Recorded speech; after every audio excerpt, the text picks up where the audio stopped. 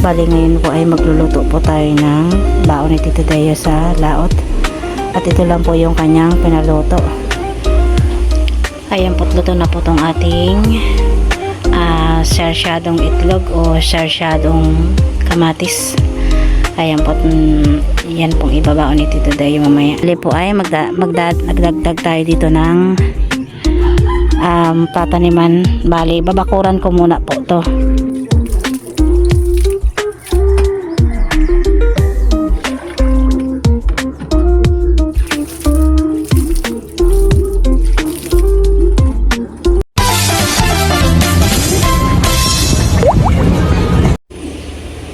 Magandang hapon po mga katito at katito. Bali ngayon po ay magluluto po tayo ng baon ni Tito Deo sa laot. At ito lang po yung kanyang pinaluto. At mayroon po tayo ditong itlog. Nakahiwa na rin po ang sibuyas, bawang, tsaka itong ating kamatis. Hindi ko po alam kung anong tawag dito, sarsyadong kamatis o sarsyadong itlog. Ayan po tayo magluluto na at maglalaot na po sila. Ayan po, dito ay nagpainit na po ako ng kawali. At lalagyan na po natin ng mantika. Lagyan na po natin ng mantika. Kung malaman kung sarsyadong itlog o sarsyadong kamatis. Ayan po, ay wala pong karterte si Tito Deo sa kanyang ulam. Ayan po, igigisa na po natin itong ating bawang.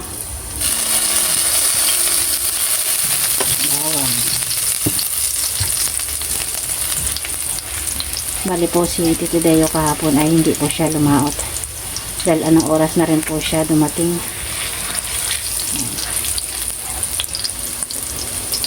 Sunod po natin itong ating sibuyas.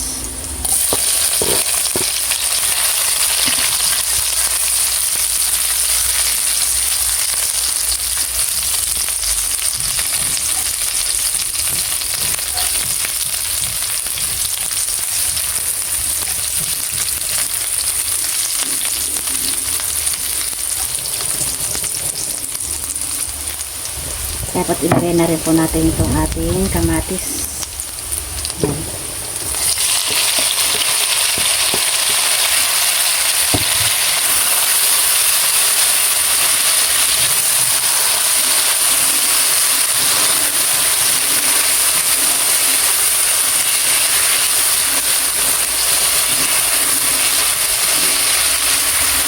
Balitakpan po muna natin para maluto yung kamatis.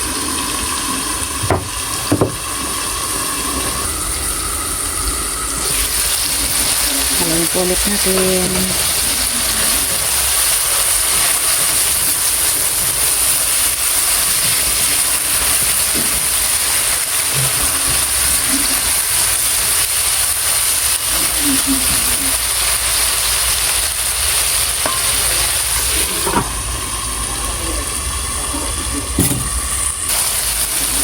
Kaya po lalagyan po natin ng konting tubig at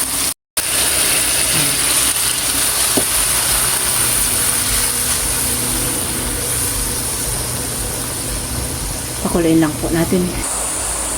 Ayan po, ilagay na rin po natin itong ating itlog. Ayan. Yan po yung baon ni Tito Deo ngayong hapon. At siya po ay lalaot.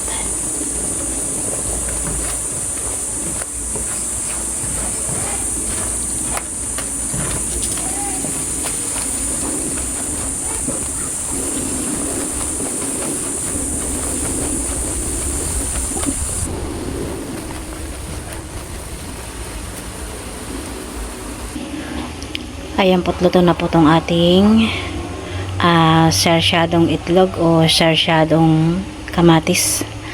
Ayan po, yan pong ibabaon ni Tito Deo mamaya.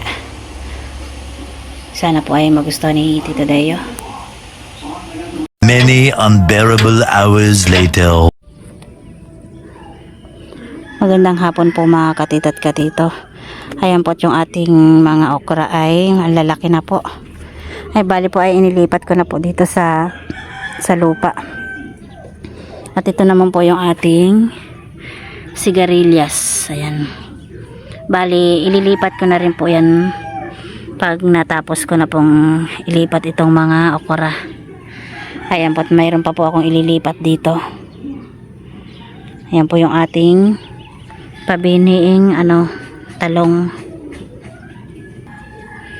Ito naman po to yung ating kamatis. Bali po ay lalakihan ko po tong pagtataniman natin. Ayan. Malaki na po tong ating okra. Bali, ito pa po. Mabilis siyang tumubo at matataba. Bali po ay nagdagdag tayo dito ng tataniman. Bali, babakuran ko muna po to. Tapos baka bukas po ay ililipat ko na ulit sa lupa yung ibang okrang tinanim ko. Ayan po. Bali po ay babakuran ko po muna. Ayan. Tayo ay magbabakod. Ayan.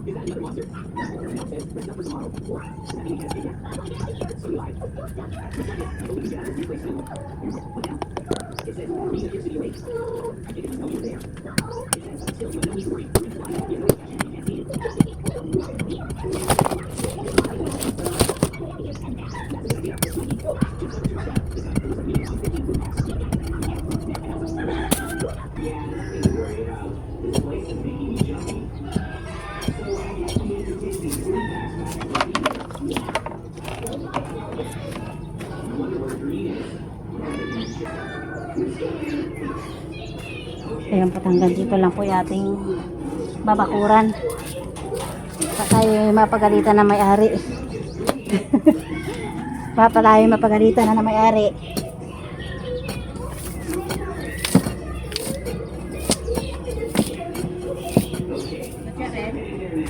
Ha? Ano sa'yo? O, diba hanggang dyan lang.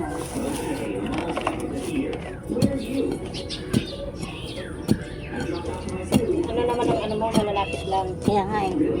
Dapat yun ano-anohan mo. Matataas yan? Taba no?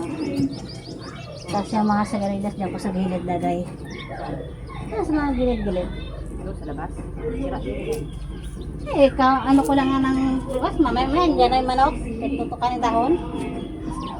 Dito lang. Dapat mga ano yun ay itong dalawa o tanggalin mo na yun. Gugulat yan. Nataas kaya itong gitna lang. Nagbibidyo ka pala. Diba siyempre? Ayan po, at may bisita tayo dito. Tita Saneng. Tinuruan niya po akong bakit daw dikit-dikit yung aking tanim na okra. Ano matatangkad yan. Bes nga tumubo eh. Bes para tumubo yan. Mabilis tumubo pagka nasa plastic. At saka pa nasa sako.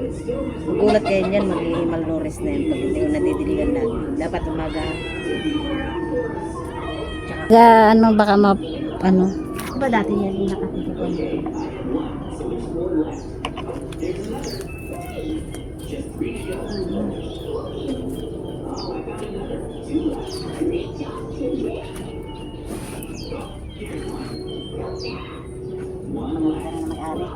Yan na yung panahin ma. Ano yan, maluwag yan.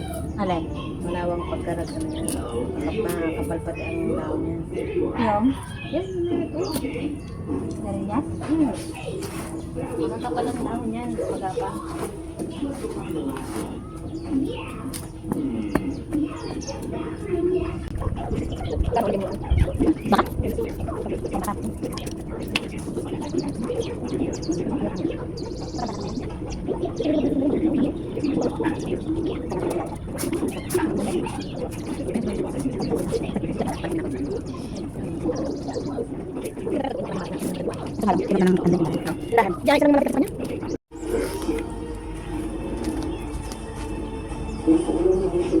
Ayan po tayo, malapit ako matapos. Malapit na tayo matapos.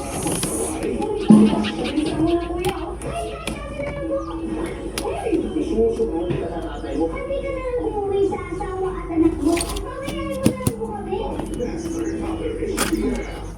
hair care can prevent dandruff. Skincare can. New Just Derma Scalp with skincare ingredients. Rebuilds the strength of your scalp barrier for up to 100% dandruff-free hair and 100% less hair fall.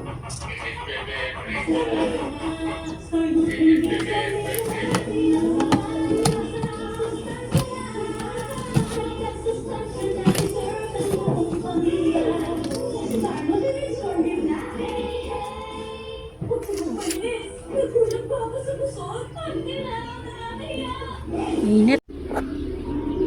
Ayan po, tapos na po tayong magbako dito. Ayan lang muna po yung ating ibabakod. Ayan. Bali bukas po ay bubungkalin ko na po to para ay may itanim ko na ng ayos tong ating mga okra at saka itong ating sigarilyas. Ayan. Ayan, tayo ay magdidilig muna na ating okra.